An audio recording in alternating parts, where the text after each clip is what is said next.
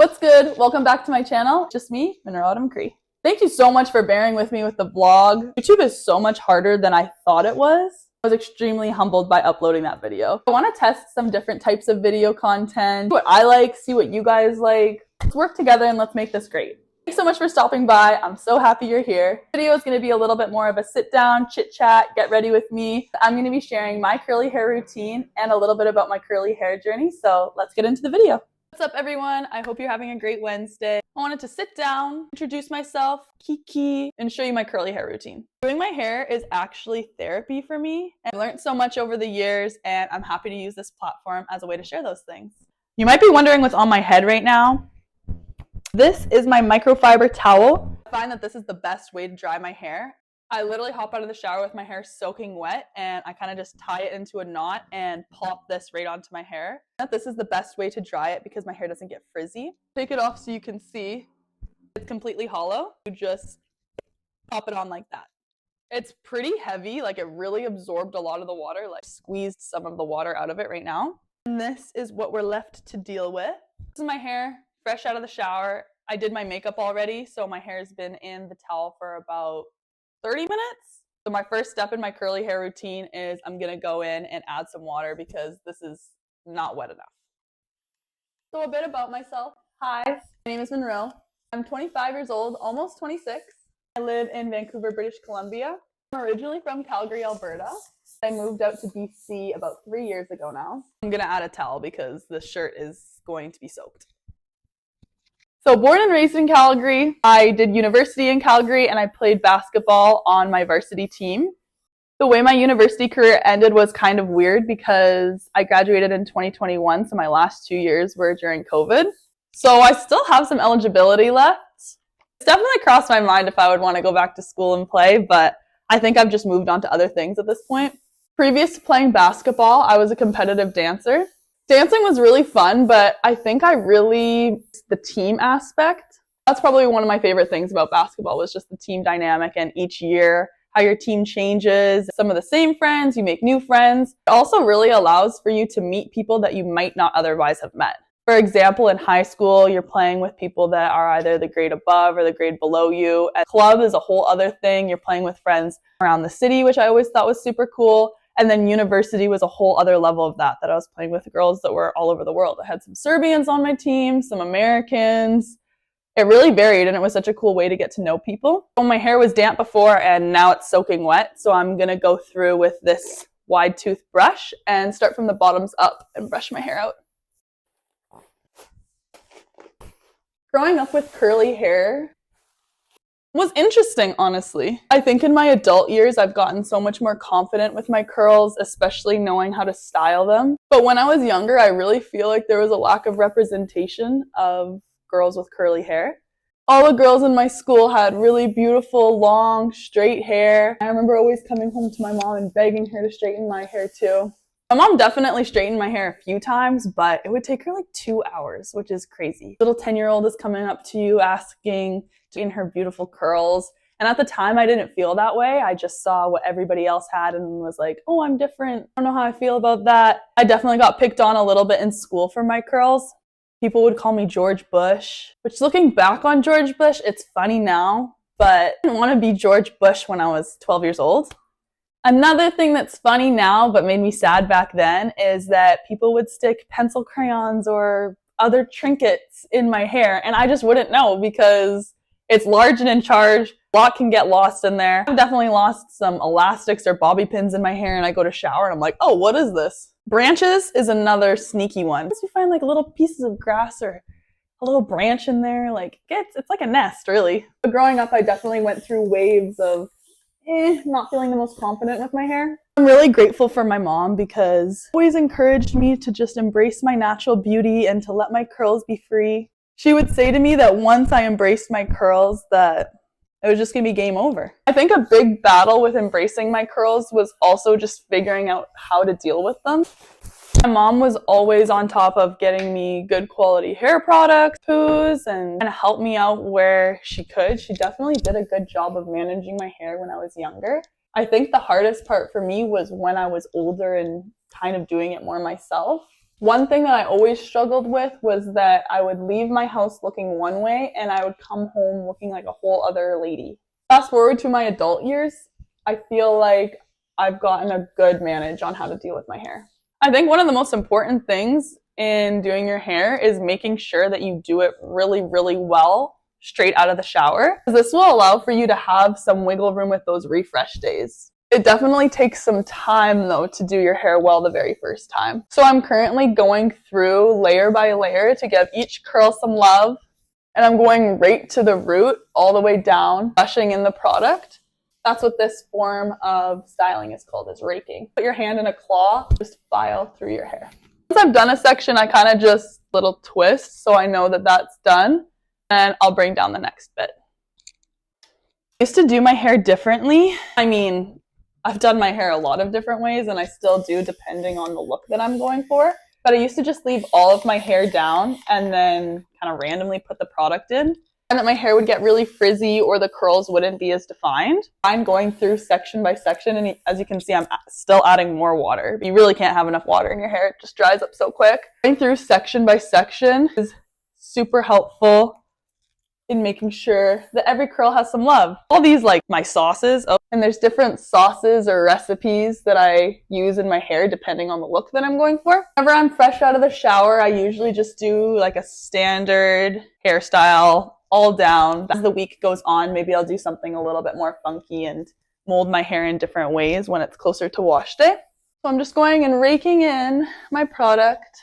I'm currently using the Shea Moisture Curl Enhancing Smoothie. Ooh, product shot. Anything by Shea Moisture is honestly so good. I used a couple of their different curling products and their conditioning line, as well as their hair masks, which I really, really, really like. The last section now, so I'm just going to re-wet it because, again, my hair has already kind of started to dry. I think if I could go back and talk to my younger self and encourage her along her curly hair journey, I would just tell her to embrace it and that there are growing pains in figuring out your own style and how to manage your hair. It really is one of my greatest forms of self-care. I personally love watching people do their hair and discussing their curly hair journey. I definitely think that curly girls have this unspoken bond. I love seeing another curly girl and being like, hey, I see you. Another thing when you're applying product is you want to be pretty generous. Don't get stingy. It's just going to set you up for the rest of the week and it's going to make the maintenance a lot easier. So my hair is all sauced up from the curl smoothie. I'm going to go in with this conditioning protective fluid. Not entirely sure what it does, honestly, but it smells amazing and I really am convinced that it helps with my curl definition. You don't need too much of it. The smell is pretty strong, so I'm just going to add a little bit and then disperse it all throughout my hair. Do like 3 pumps, rub it together. I like to work kind of like side to side and again using that raking method. So add some to that side, add some to this. So good. I've historically been more of an air dry girly, but I recently bought myself a diffuser and I love it. So I'm going to be diffusing my hair today. I find that I like to add a lot of gel when I'm diffusing my hair because it just helps with the frizz. If you're adding air or heat on curls, they just get frizzy. So same kind of thing. I've got gel on my hands. I'm just going to go and rake it through my hair. Don't worry about your hair being crunchy. We'll address that later. Okay, now we're getting into the styling portion. If you are a curly girl and you do not own a Denman brush, I highly recommend making the investment and purchasing one. I found that this is so helpful for doing things like slick backs and styling. They have these grooved handlebars used to manipulate your curl. You know, if you want to see a video on that, because that whole other type of curly style really gives like Goldilocks curls. Today, what I'm going to be doing is using it to actually brush out my curls, but it's going to help separate the curls for when I scrunch and diffuse my hair. An important thing when you're doing this is you don't need to be too particular, but you just want to make sure that you're brushing it outward away from your face and from your scalp, because that way it will encourage the curl to curl away from your head versus pushed closer to your scalp, which is ultimately just going to give you some more volume. Go through kind of an, okay, that was a little tough. sections and kind of just grab it, pull it out, brush it. Do the same thing on the other side, just going through and brushing all of my hair outward away from my face. It doesn't need to be perfect because we're going to go through and scrunch and then diffuse it. This is just to help train the curls. I always like to go to the back of my head and make sure I'm intentional about brushing out those pieces so it's not like I have a direct part at the back of my head. So my hair is pretty much all brushed out. I'm going to go in with my pick and just make my middle part before scrunching. That looks pretty good. I'm just going to go in with my old t-shirt and scrunch as much water out of my hair as I can before diffusing it. It's just going to make the process a lot easier. I think I'm so passionate about my hair because I really didn't know exactly what to do for a long time. Something that I've learned is how much your curl pattern changes as you age. Curls always haven't looked like this. When I was younger, they were a lot tighter. I was more blonde. And then through a phase of my hair kind of got darker, and then I got lighter, and the curls changed. It was such an adjustment to learn how to do my hair within those times. A huge thing is getting a proper curly haircut as well. Definitely had my fair share of bad haircuts, but thankfully it hasn't been for a long time. One thing with curls is that whenever you cut it, is that weight, and because it's not being weighed down as much, curl boinks up and it looks even shorter than the amount that you cut off your hair. That was one thing for a long time that I just didn't quite understand, because you would ask to get 2 inches cut off your hair, but it would really look like 4. Thankfully, I have the best hairstylist that I've been going to for about 10 years, and he just gets me. I feel like he really understands my needs. I feel like I always leave the salon feeling a lot more confident. It's really hard to find him, honestly. Once you find him, they're not going anywhere. As you can see, my shirt's pretty wet and I'm not done scrunching yet. I can feel the gel kind of firming up already. Growing up, I would always see these hair tutorials with these girls with these beautiful, long, luscious, straight locks. And I always wanted to have those cool, fun hairstyles, but I felt like it didn't translate the same onto curly hair. That's when I really started getting creative with different hairstyles. I love doing a little space bun moment or some braids, half up, half down. I've also been loving adding little hair gems in or cute barrettes or clips. Doing your hair is literally an accessory. You can really accessorize your hair depending on the occasion. Favorite time to do my hair is probably for concerts, because I feel like I typically dress in a way that's a little bit out of the ordinary or out of my ordinary. I do the same thing with my hair. I actually went to a concert last night and did a little space bun moment with some loose curls hanging out. And then I added some gold barrettes into my hair too that complemented my gold jewelry. Pretty cute. There's one thing you leave this video is that I hope you just embrace your natural beauty and your natural self. Everyone is made differently. There's beauty in everybody. Things that you might feel insecure about might be what somebody looks at you and thinks is the most beautiful thing. I think you really just have to have that self-love and self-acceptance. And once you have that, the world is your oyster. I feel like that's such a big thing that's so underrated. Especially with social media, I think there's a lot of ways that people look for external validation. And I think sometimes we forget that you gotta find it within yourself first. Also, I'm using a t-shirt opposed to a towel to scrunch my hair because it just has that smooth jersey cotton and it's not frizzy.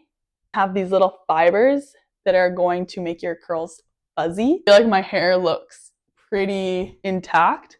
Curls look pretty intact right now considering I just blotted all over my head. I tried to get as much moisture as I could out of it from just scrunching before going in with the diffuser because that's going to save me a lot of time.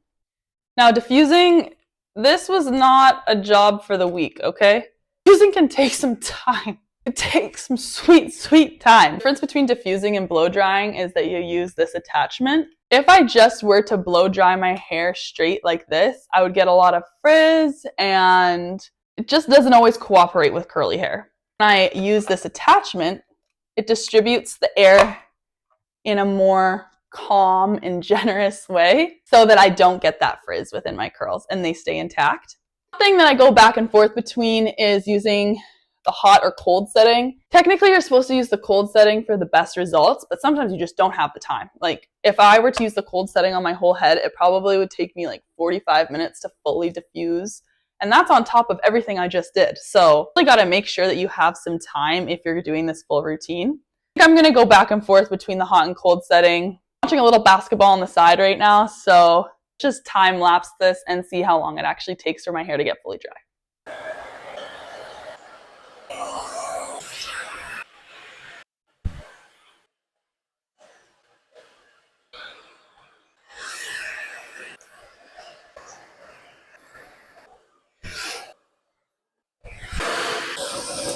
Alrighty, I missed you. It's been what's felt like 3 hours, but I think we're finally done diffusing my hair.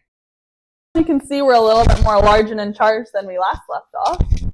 The gel provides a cast which helps keep the curls secured. Something you can do to break your cast and make those soft, luscious, luminous curls is by adding a hair oil after you've diffused it. So I'm going to be using the Olaplex bonding oil. I've heard of this all over social media and TikTok. And I've got a lot of different hair oils, and I wasn't really sure if this one was worth the hype or the price.